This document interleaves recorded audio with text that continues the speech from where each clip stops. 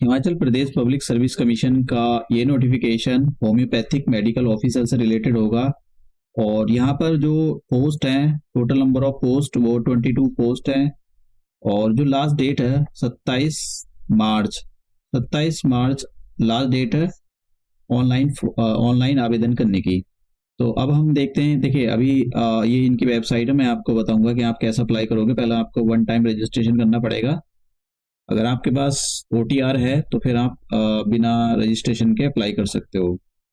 तो देखिए ये जो पोस्ट है वो 22 है और जो सैलरी है वो 48,700 से आपकी जो है। देखिए ये जो सैलरी होती है ये एक पे होता है, बेसिक पे होता है।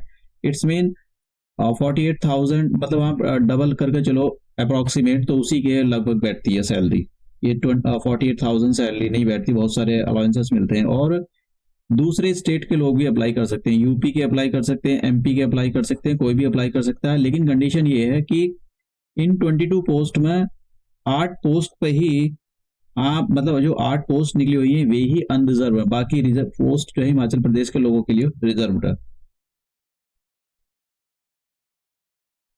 अब एज के बारे में देख लेते हैं। देखिए एज आपकी 18 से 40 मतलब 18 टू 40, 18 ईयर्स टू 45 होनी चाहिए। और एज की कैलकुलेशन 1 जनवरी 2024 के अकॉर्डिंग की जाएगी। अब देखते हैं क्वालिफिकेशन। एक तो आपने 12th किया हो, कोर्स 12th किया होगा। उसके बाद में आपके पास डिग्री होनी चाहिए होम्योपैथी की। और कितने 5 and 1 मतलब 5.5 साल का जो भी आपने ड्यूरेशन होना चाहिए वो उसका ड्यूरेशन होना चाहिए, ठीक है। और वो ऐसा आपने जहाँ भी सभी होम्योपैथी की है वो एक रजिस्टर होना चाहिए। ऐसा नहीं है आपने 2 नंबर की कोई डिग्री ऑब्टेन कर ली है। और अगर आपको हिमाचल प्रदेश के जो आउटसाइडर होते हैं, हिमाचल प्रदेश का मतलब दूसरे लोग भी अप्लाई करते हैं, दूसरे स्टेट के, यूपी के और पंजाब के लोग, तो उनके लिए हिमाचल प्रदेश का जो कस्टम होता है उसके बारे में पता होना चाहिए। और जब आपसे इंटरव्यू लिया जाएगा तो हो सकता है वो आपसे इस टाइप के क्वेश्चन पूछे कि भाई आप दूसरे स्टेट को, आपको हिमाचल प्रदेश क्यों अच्छा लगता है, तो वहां पर ये पूछ सकते हैं। इसलिए यहाँ पर ये बोला गया है। ये मैंडेटरी नहीं है कि ये एक डिजायरेबल क्वालिफिकेशन है। मैंडेटरी क्वालिफिकेशन जो है वो ये है ऊपर वाली, ये आपके पास होनी चाहिए।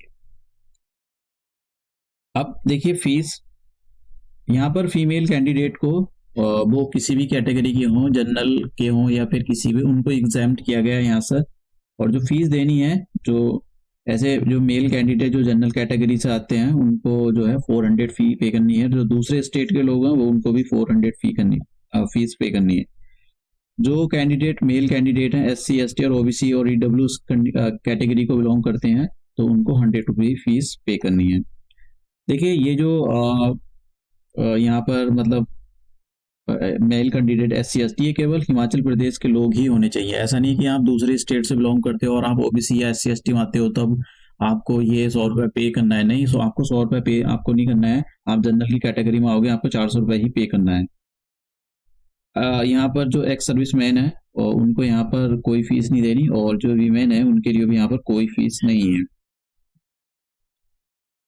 अब देखिए जो सिलेक्शन प्रोसेस क्या होगा। देखिए सिलेक्शन प्रोसेस में आपका रिटर्न होता है और रिटर्न के बाद आपका जो पर्सनालिटी टेस्ट हो, फिर डॉक्यूमेंट वेरिफिकेशन। तो अगर डॉक्यूमेंट वेरिफिकेशन तक कोई प्रॉब्लम नहीं हुई, कभी कभी ऐसा होता है कि डॉक्यूमेंट में झोलझाल होता है तो फिर वो फिर सिलेक्शन नहीं हो पाएगा। अब यहाँ पर देखते हैं कि भाई आपका जो एग्जाम होगा वो कैसे होगा। देखिए इसमें 2 पेपर होंगे।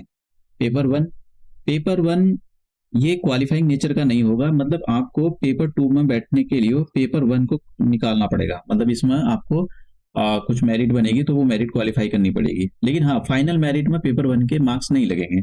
फाइनल मेरिट में केवल पेपर 2 और इंटरव्यू के मार्क्स लगेंगे, ठीक है। 120 का जो है पेपर 2 है और इंटरव्यू जो है 30 मार्क्स का है। यानी आपको 150 से जितना आप अच्छा स्कोर करोगे आपके सिलेक्शन होने के चांस उतने ज्यादा हो जाएंगे। अब देखते हैं कि जो पेपर 1 है उसका सिलेबस क्या होगा। देखिए पेपर 1 का 1 घंटे का होगा और इसमें ये 100 मार्क्स का होगा। मल्टीपल चॉइस का क्वेश्चन होंगे और निगेटिव मार्किंग भी होगी इसके अंदर।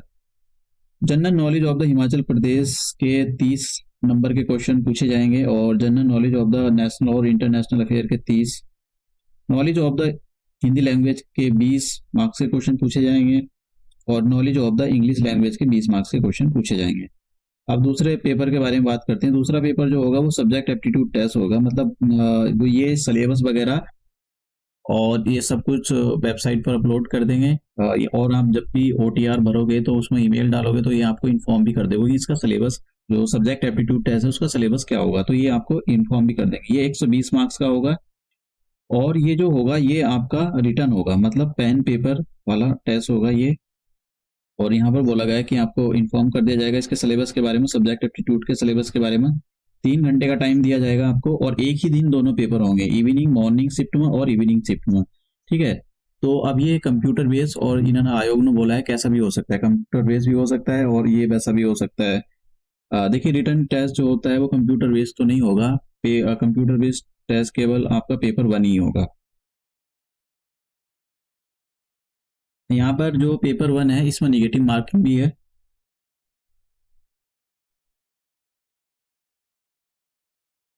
तो जो मेरिट लिस्ट बनेगी आपकी पेपर सेकंड और इंटरव्यू के हिसाब से बनेगी। इंटरव्यू आपका 30 मार्क्स का होगा और उसी टाइम पर आपका डॉक्यूमेंट वेरिफिकेशन भी होगा। सिलेबस के बारे में देखिए, डिटेल्ड सिलेबस जो है पेपर सेकंड का, descriptive type subject aptitude test, मतलब डिस्क्रिप्टिव टाइप का मतलब ये लिखना पड़ेगा आपको। तो इसके बारे में ये इन्होंने बोला है कि ये आपको बता देंगे। और अब तो इसके अंदर ऐसा कुछ है नहीं है,